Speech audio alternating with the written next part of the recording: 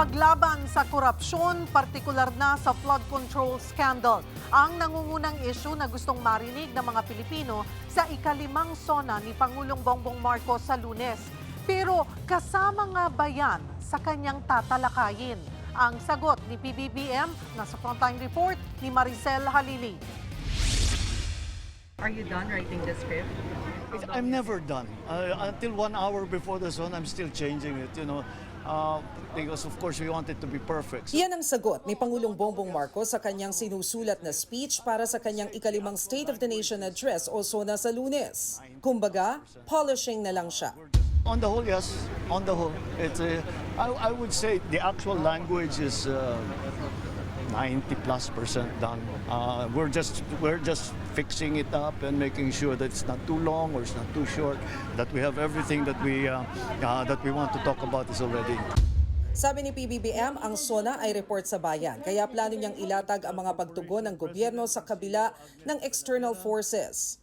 Bukod sa bagyo at lindol, malaking balakid sa administrasyon sa nakalipas na taon ang krisis sa langis dulot ng gulo sa Middle East. Our response has been good, and we have had to make adjustments, but those adjustments have been effective and have served their purpose. And I know that it has helped people weather this storm and continue to weather this storm until things hopefully normalize. Pero kung taong bayan ang tatanungin, ang inaabangan sa SONA ang usad sa investigasyon sa trilyong pisong flood control scandal.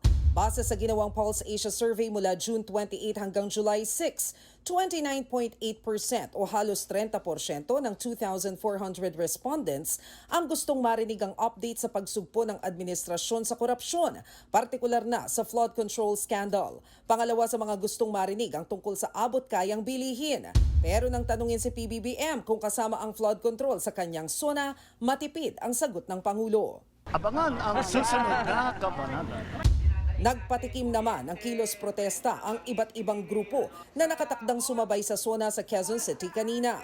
Sahod, itaas, presyo, ibaba, lahat ng sangkot, dapat managot, Marcos singilin, Duterte panagutin.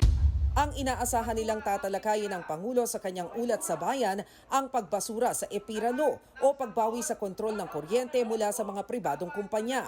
Pati na rin ang pagsuspinde ng value-added tax sa langis at iba pang pangunahing bilihin na magpapababa kahit papano sa mataas na presyo nito.